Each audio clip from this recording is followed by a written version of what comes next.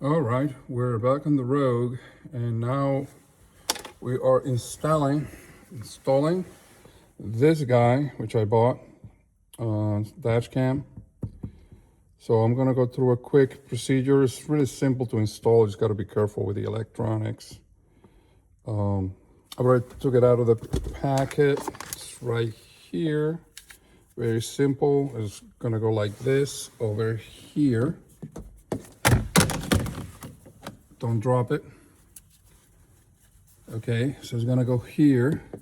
So the lens piece gotta be under this little shadow thing. So I think I'm gonna either put it here, right in front of me, or maybe down here. I'll decide that. And it comes with a little sticker thing that you could stick in there. I'm not gonna go through that. It's super simple. Just gotta square it away whatever you want it.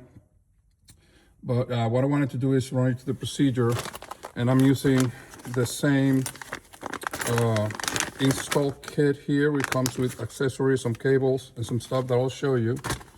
The main thing is making sure it has a whole bunch of these guys that comes with a fuse, and then this piece here will go into the fuse box. So it'll tap into the fuse box, and then you'll connect this other lead here to the little controller box, which I'll show you. And then it should work. You just gotta make sure sometimes if you put it, like say this way, it won't work. So you have to flip it around because one of those terminals has power and the other one doesn't. So if you put it in backwards, it won't work. So you gotta flip it around. And before you connect it, just measure voltage and stuff if you can. So one thing that you have to do first is you have to come here and take this panel off. And for that, I used a pry tool.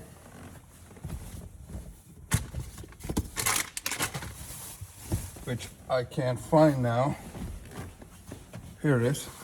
So just pry in there, pull it, and it taps out, and then just pull it out real easy, and then it pulls out. Set that away. And then down here, there's this panel here. Now you're just gonna pull it, and this is where the fuse box is. As you can see, I've already installed mine.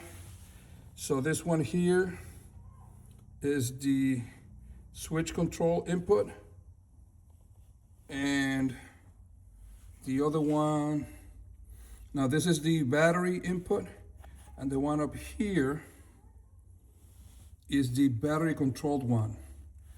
You can find them if you go to the schema here.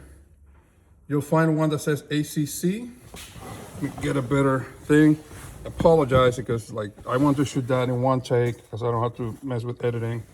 So it's gonna be bumpy. So this one here says ACC. So that's one, it's 10 amps. Make sure that you switch the circuit breaker if it's not the same value. The kit that I had a 15 amps, so I put the one that was in here before I swapped it. And then the other terminal I used was the battery. That one is always on. This one switches on with a key. And then you have to connect the ground. So let me show you what I did here. I connected one here, and then the other one is up here. And my ground, I connected it to this screw right here. So those are the three terminals, and they connect to this little box here. And this three wires, black, red, and yellow, they have their, I tucked them in there, but they do have labels where one says plus 12, one says ACC, and the other one is the one with a little clip here for the ground. Once you connect those two, just make sure you test it. And then what I did, the little controller thingy, I tied up in here so it won't be like flopping around in there as best I could. If I hear it flopping around, I may use double-sided tape or a zip tie, which I may, because it's easy. All you have to do is pull this, and then secure it. Now, to run the cable, I already have it run. It's up here. I still have to tuck it in there. But once you get that done, that'll take you some 5-10 minutes. Then you're going to go through this hole right here, and that cable is gonna come up here. Before you do that, you have to pull the weather trim so you can maneuver back there. And then you have to pull this trim here, this part here, and it just pulls out. As you can see, it has that clip there, and it has another one down there, pulls right out. And then after you manage to, if you pull it out, then you have enough room to maneuver. You pull it out, and then you just run that cable. You can see it there from behind the dash, through that hole, behind the dash, and all the way through there. And then you'll have to tuck it in underneath here, and then it'll come up here, and then you just pull and tuck. Easy. And then that's it. And then depending on where you're gonna put it, this is gonna go like this.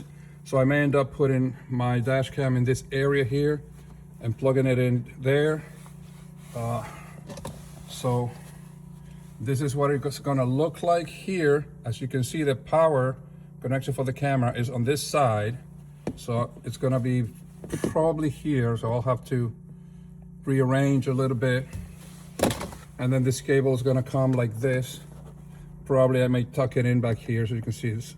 There's gonna be a little visible cable, and then you put it all back together. It's that simple.